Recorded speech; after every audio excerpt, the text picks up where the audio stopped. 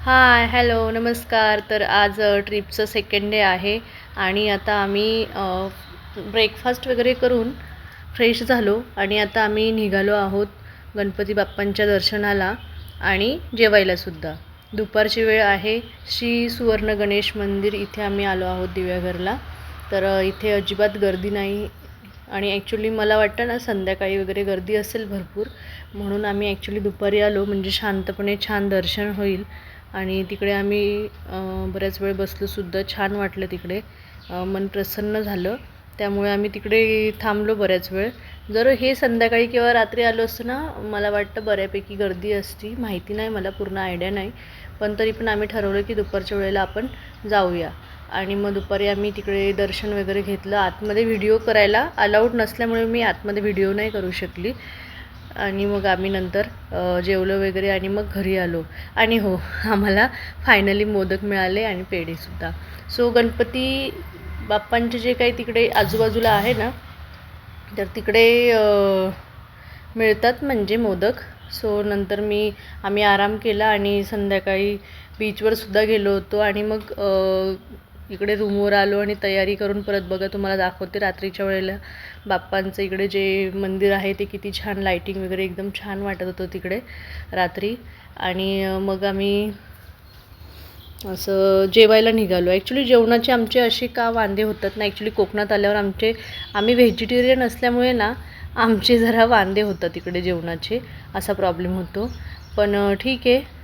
पण फायनली आम्हाला दुपारी मोदक मिळाले, सो छान वाटलं. आणि मग इकडे जेवायला आम्ही आलो.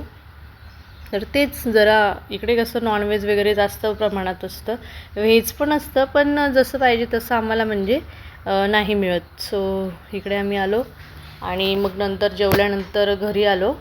घरी आल्यानंतर बराच वेळ थोडं फिरलो वगैरे आणि नंतर रात्री झोपलो. सो छान गेला आजचा दिवस. मेन म्हणजे बाप्पांचं दर्शन झालं, खूप मनाला शांतता, प्रसन्न, मस्त वाटलं. आणि संध्याकाळी बीचवरसुद्धा गेलो होतो, सो छान वाटलं. दुसऱ्या दिवशी सकाळी आम्हाला हा ब्रेकफास्ट होता आणि त्यानंतर ब्रेकफास्ट केल्यानंतर मी ठरवलं होतं की सकाळी मी तिकडे बीचवर जाऊन फोटोशूट करायचं आहे. सो आम्ही गेलेलो तिकडे फोटोशूट वगैरे, कारण सकाळी तिकडे बीचवर गर्दी वगैरे नसते. सो मला संध्याकाळी गेलो असतो फार गर्दी होती, ऊन तर भयंकर होतं.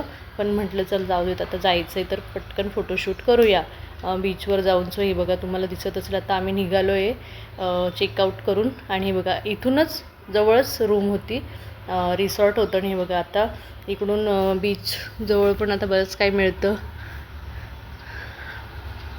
कपडे वगैरे बऱ्याच प्रमाणात असे मिळतात तिकडे, तुम्ही बीचवर वगैरे घालू शकतात असं. आणि मग आम्ही निघालो आहे आता. स्वतःच्या घरी जाण्याची एक मला घाई झालेली की अरे कधी जाणार.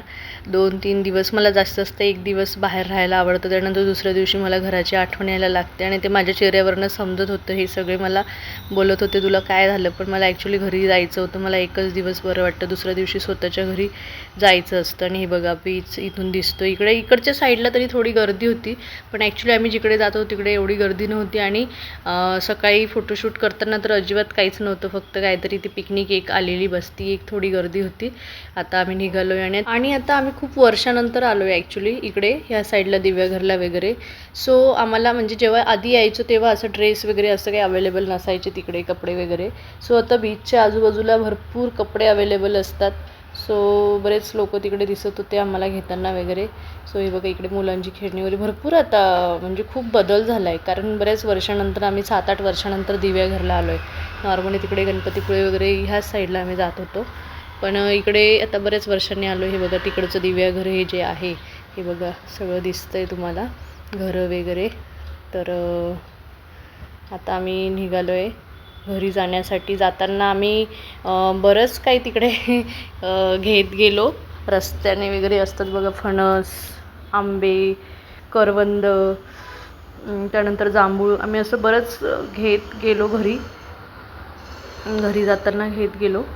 सो छान वाटलं, ही ट्रिप खूप छान झाली आणि तुमच्यासोबत शेअर करून मला खूप मस्त वाटलं.